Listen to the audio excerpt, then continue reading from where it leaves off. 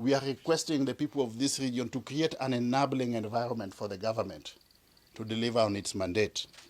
Development can only thrive in an atmosphere of peace, not an atmosphere of perpetual noise, distraction.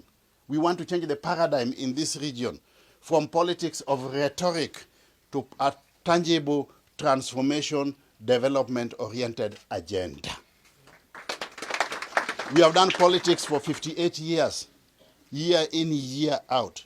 It cannot be the same. We cannot continue with business as usual. Deliberately and consciously, we must change the politics of this region.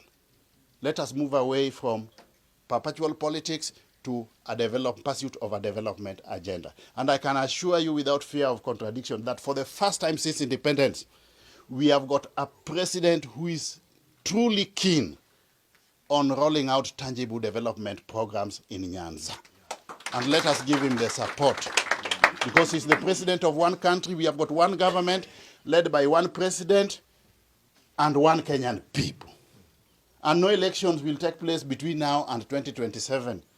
Or let nobody cheat you that there will be any change in government between now and 2027. It's not possible. Yeah? So let's wait up to 2027. We go back to elections. Yeah? We go back to elections. But from the way I'm seeing the trends, the indications, this time Ruto is going to win by a much, much bigger margin. And through that process, we should be in that government. Let us not wait for him to form government, then we want to go in. Let us be part and parcel of that government. That's why we are appealing to the people of this region to join the government and work with the government. Those who don't want to join the government, we will bring the government to you by way of development. Yeah? We are not going to allow you to escape. Either you join the government or we bring the government to you. There are only those two options. Sawa sawa. Quite a number of the leadership of the church from Nyanza joined us at Sugoi at some point in time about 2 years ago to pray for His Excellency the President. And now that God has answered your prayers, and Ruto, who was then the Deputy President, is today the President, I want to thank all of you who heeded my call to come to Sugoi and pray for the Deputy President then, because now God has answered your what? Your prayers. And just to assure you that you will not be left behind now that we are in government. We will continue appealing to you to continue praying for the government, continue praying for peace in the country, so that we have got an enabling environment for the government to deliver on its mandate. The government, under the tutelage and leadership of His Excellency President William Ruto, has got a lot of faith in the church.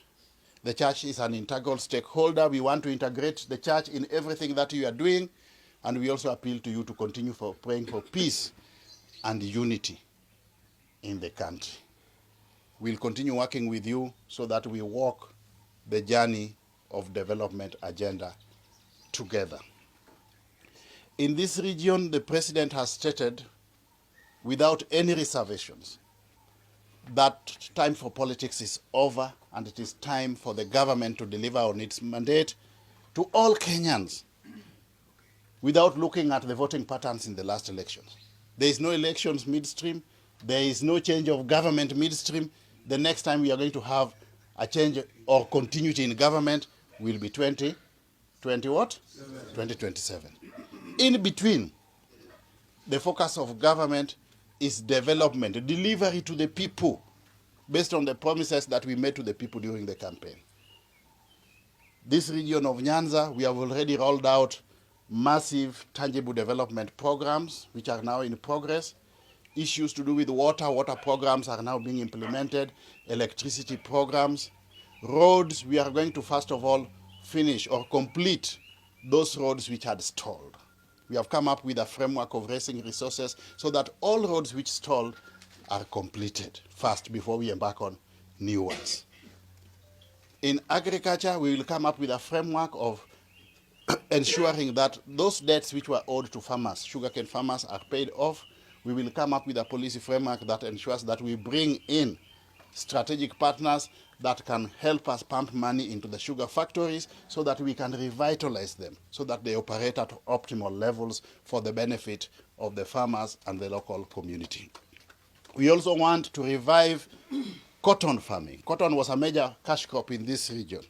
We want to revive cotton farming so that it can be another cash crop in this region for the benefit of the farmers. In fishing, the first cabinet meeting that was chaired by His Excellency the President upon forming government, one tangible output of that cabinet meeting was approval of Kabonyo Fishing Institute in Kano, Kisumu County, at a whopping cost of 3 billion shillings. That clearly is a demonstration that the government is keen on reviving the potential of the fishing industry in this region.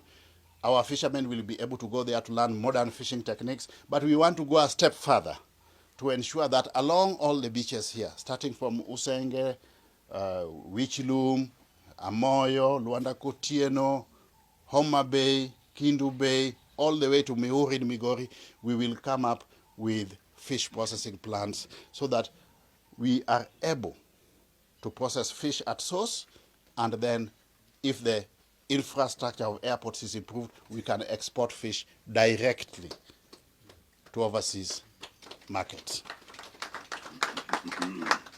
And also, while still in that space, we are going to leverage on technology. And ICT is the area where I've been tasked to lead the digital transformation agenda. We will ensure that our fishermen are able to market their fish online using internet. With the internet, you don't need to physically meet the consumer or the buyer. You only need to put your fish on the virtual platform and it can be seen from all over the world. So we will ensure that in all these beaches, we put free internet for our fishermen. That digitalization agenda, there are many things that we want to do. In each and every market, we are also going to put free Wi-Fi so that our women, mothers and sisters are able to do their itinerary trade while using technology. Same to the youth. These youth who usually just loiter around the bus stations, we want them to get involved in gainful economic activity in the technological space. But that's why we want to give them free internet. In schools, we are also going to put digital laboratories so that our students can learn digital skills. In the polytechnics and TVETs, we have already set up, we have embarked on the process of setting up the digital laboratories. Yesterday, I launched 3. I took 100 computers to Mawego Technical Teachers College. I went to Rongo University, another 100 computers. I went to Siala TTI, another 100 computers. Those students are now learning virtually, and we will do this in all major schools. We are going to deploy a total of 25,000 computers. And this area will not be left behind. Through this process, we also really want to support the girl child. Places like Luak girls, Ngea girls, Alua girls will be given what? Priority, so that our girls can also acquire digital what? Skills. They'll be acquiring digital skills, but that will also help them get jobs online. We no longer have the white-collar jobs. Where we have got jobs are the digital jobs. And those digital jobs are paying much better than the white-collar jobs, which are now almost non-existent. You know there is a task force on religious affairs going around. Presidential task force, not any other task force. Presidential task force on religious affairs. You people, you are in a historical moment. You are in a historical moment.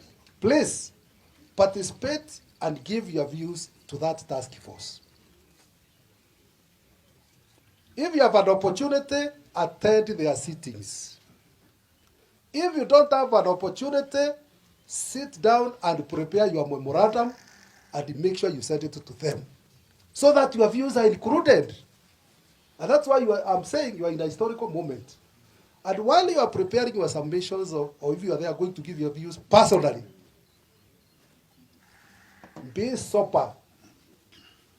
Divorce your views from emotions, because we need your views on how to manage matters religion in this country. Come on,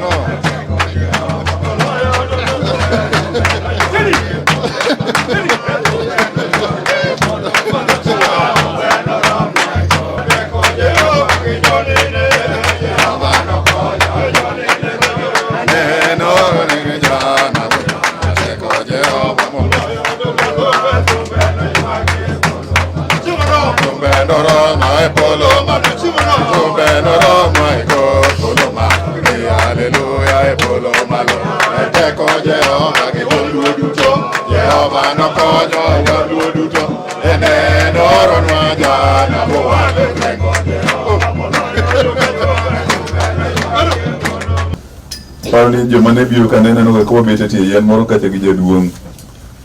No.